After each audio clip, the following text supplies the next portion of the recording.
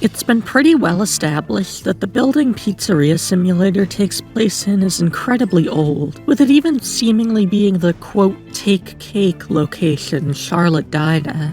Note the similar alleyways and the framing of the Pizzeria Simulator teasers. But even as early as Five Nights at Freddy's 2, there were always debates about whether this place was Fredbear's family diner or the original Freddy Fazbear's Pizza. Security Breach and Ruin both hinted towards it being Fredbear's.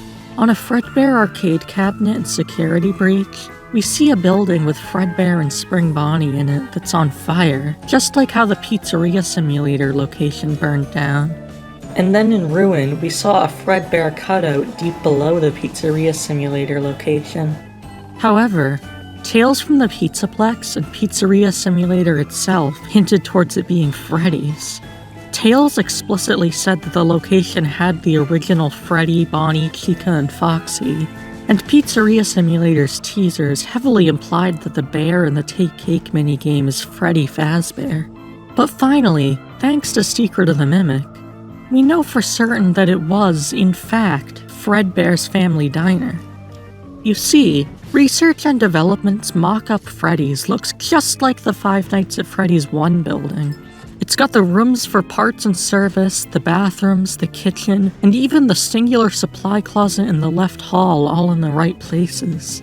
This tells us that this is how the first Freddy's was always planned to look. Now, comparing the Pizzeria Simulator location and the FNAF 1 location, we can see that they clearly don't share the same layout. In Security Breach, they were similar enough that you could maybe write them off as the same, but Help Wanted 2 added enough detail for us to see that was definitely not the case. Where the prize counter would be in the FNAF 1 location, we instead see the kitchen, and the supply closet is to the right of the stage instead of being all the way on the other side of the building. Therefore, by process of elimination, if the Pizzeria Simulator location isn't the first Freddy's, but it existed as early as 1983, and was important enough for Henry himself to work there, then it has to be Fredbear's. This also means that, assuming these two alleys are the same, Charlotte died outside of Fredbear's, not Freddy's, which would have implications for the death order. For example, it completely debunks the idea of her dying after the missing children. It could also explain the change in hat color. If Henry left the place behind after Charlotte's death and took his Springlock suits to the new Freddy's, then William could have finished up Edwin's prototype Springlock suits to keep the place running. Notice that Edwin gave Fredbear a purple bow tie, but not Spring Bonnie, just like in FNAF 4.